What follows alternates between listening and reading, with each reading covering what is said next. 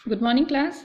BCom first year की corporate accounting की book में आपका सेकंड यूनिट का फर्स्ट चैप्टर है व्यवसाय क्रय समामेलन से पूर्व एवं पश्चात के लाभ सहित। तो उसमें जो आपका थ्योरेटिकल पोर्शन था वो मैंने आपको अपनी प्रीवियस वीडियो में बता दिया था। आज हम उसके आगे प्रोसीड करते हैं और उसकी एंट्रीज देखते हैं। तो accounting entries on purchase of business कि किस तरह से एंट्रीज की जाएंगी। इसका थ्योरेटिकल आपको मैंने बता दिया था, एंट्रीज भी इसकी बता दी थी। ठीक है, ये मैंने आपको पहले ही मेंशन कर दिया है। अब हम एक क्वेश्चन देखते हैं। क्वेश्चन गिवन है x limited was formed with N authorised capital share capital 10 lakh divided into 50,000 equity shares of rupees 10 each and 50,000 preference shares of rupees 10 each कि 10 लाख की क्या है ऑथराइज्ड कैपिटल है जो कि डिवाइडेड है 50,000 के इक्विटी शेयर में और 50,000 के प्रेफरेंस शेयर्स में। वैल्यू दे रखी है ऑफ रुपीज 10 ईच, दोनों के लिए ही है। To acquire the running business of Messrs Prem Bahadur and sons whose balance sheet stood as follows. ये बैलेंस शीट दे दी है, आप एक बार देख लीजिए बैलेंस शीट में क्या क्या गिवन है। कैश एट बैंक दे रखा है 9,000 का, बैड डेट दे रखे हैं 16,000, प्रोविजन फॉर डाउटफुल डेट दे रखा 1,000 का। तो आपके जो बैलेंस जो डेटर हैं वो बचे हैं 15,000 के। लाइफ इंश्योरेंस पॉलिसी जिसकी सरेंडर वैल्यू है 8,000, stock in trade 62,000, plant and machinery 1 lakh and free hold premises 90,000। तो बैलेंस शीट का एसेट साइड का टोटल आ गया है 2,84,000। On the other hand credit side का, लायबिलिटी साइड का आपका जो आइटम्स दे रखे हैं बिल्स पेबल हैं 7,000 के और सेंड्री क्रेडिटर्स हैं 12,800 के और आपकी जो कैपिटल है 2,64,200। और इस तरह आपका लायबिलिटी साइड का टोटल आ गया 2,84,000 जो कि दोनों मैच कर गए हैं। ठीक है, ये तो आपका क्वेश्चन है। अब आगे उसने एंट्रीज दे रखी हैं, एडजस्टमेंट दे रखी हैं। The purchase price was agreed upon 3,50,000 to be paid as 1 lakh in fully paid equity shares. 1 lakh in fully paid preference share, 60,000 में in redeemable debentures and the balance in cash. जो बाकी बचेगा वो आप cash में उसको pay करेंगे। The company doesn't take over the life insurance policy. Company ने क्लियर कर दिया है, कंपनी कौन सी वाली, जो आपकी बायर कंपनी है जो बिजनेस परचेज कर रही है, उसने क्लियर कर दिया है कि he doesn't take over the life insurance policy, वो नहीं लेगी लाइफ इंश्योरेंस पॉलिसी को। Values the stock and the plant and machinery at 10% less than their respective book value. और जो स्टॉक या प्लांट एंड मशीनरी की जो वैल्यू है उसको भी 10% कम मिलेगी। Free hold premises 20% more than their book value, और जो फ्री होल्ड प्रीमिसेस हैं वो 20% ज़्यादा लेगी बुक वैल्यू से। The liability will also be discharge by the company. दायित्वों का भुगतान भी कंपनी करेगी, डिस्चार्ज कर देगी अपनी लायबिलिटीज़ को।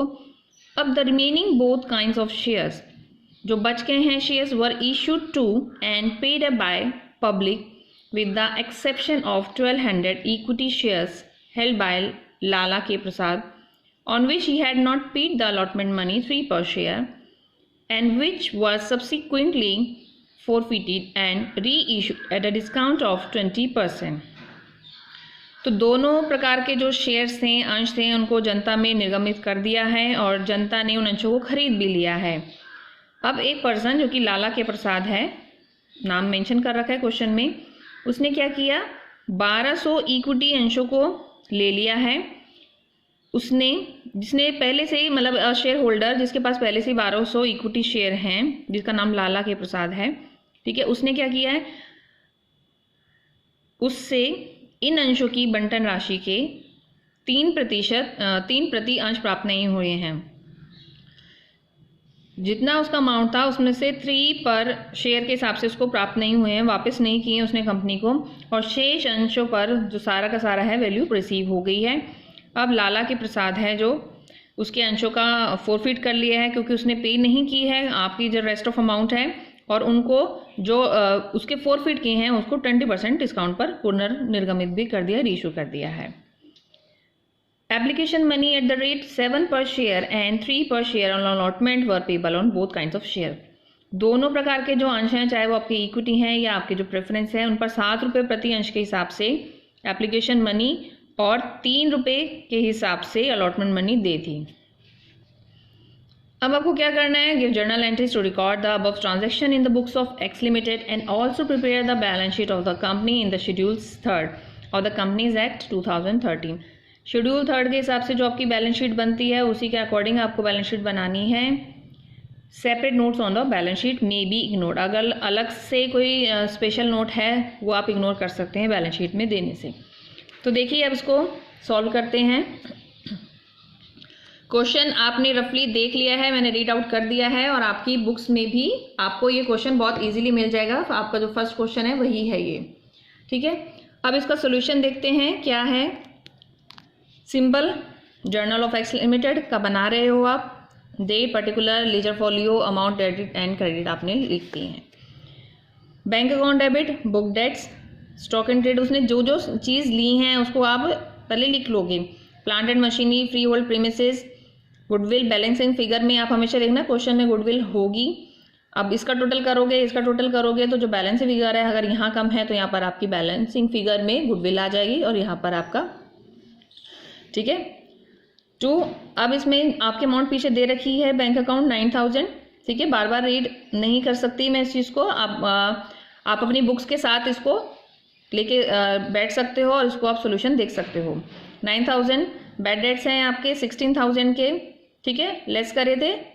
स्टॉक इन ट्रेड 55,800, ठीक है। Let me check.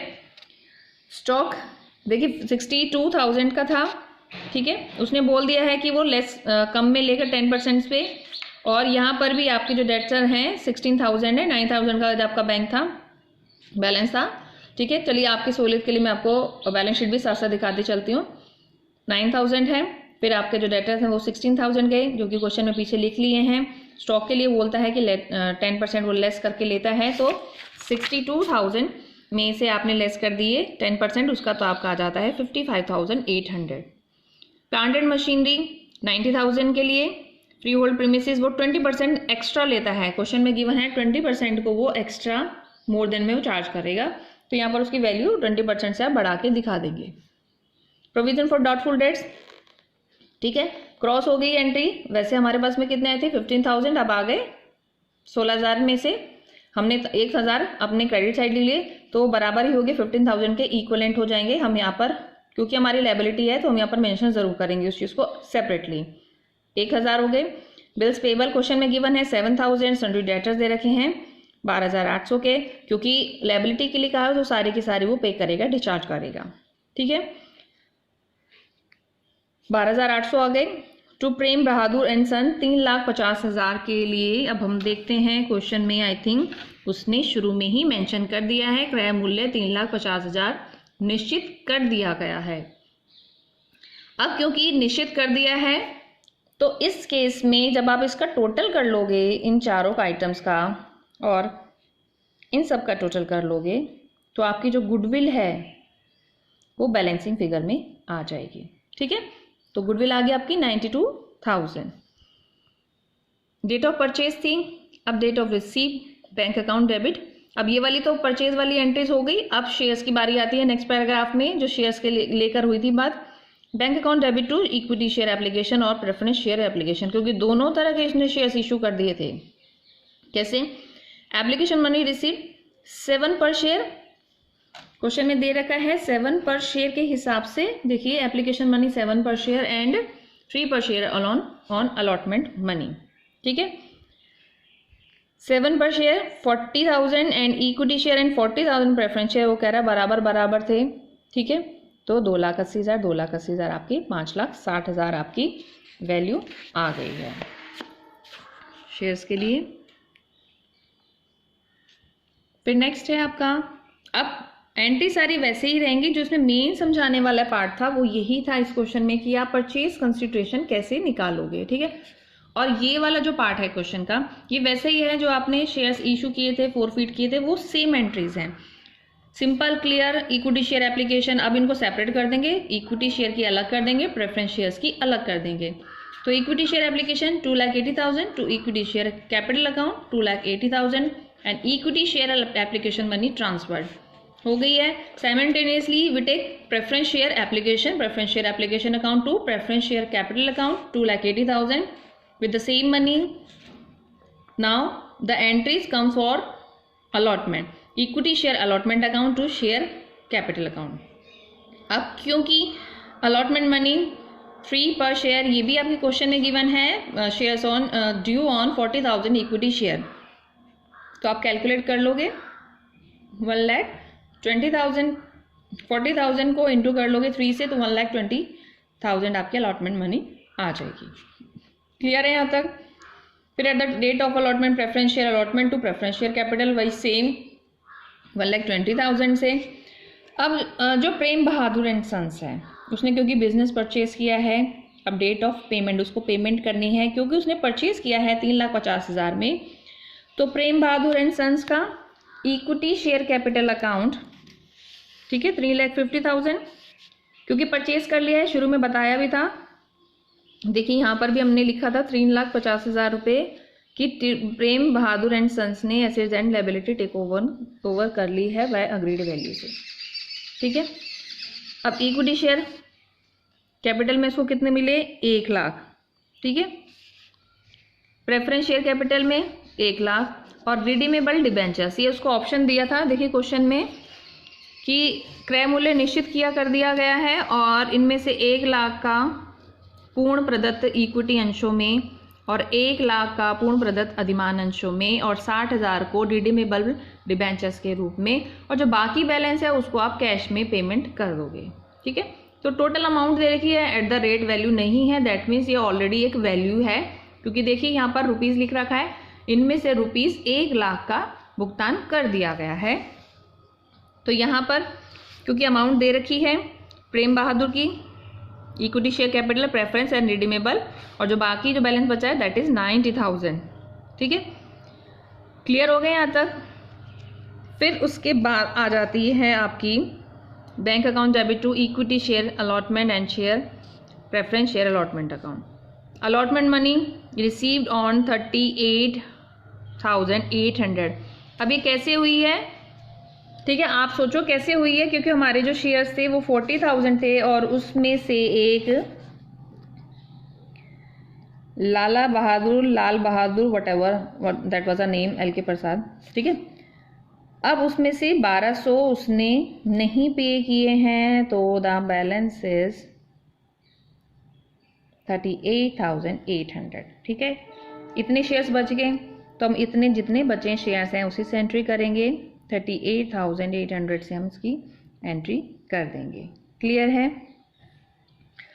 Equity share to equity share allotment कितने हुए थे? 1,200 शेयर से फोरफिट किए थे, तो कितने थे? 10 ईच थी। शेयर कैपिटल की जो वैल्यू थी एट द रेट जो वैल्यू दे रखी थी 1,200 इक्विटी शेयर से वो फोरफिट किए थे at the rate of ₹10 each, तो 12,000 के थे।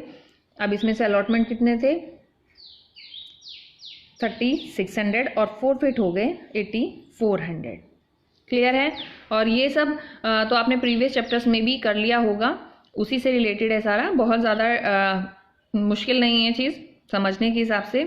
बैंक अकाउंट वही फोरफीचर वाली एंट्री आ गई, bank account debit to share forfeiture to equity share capital.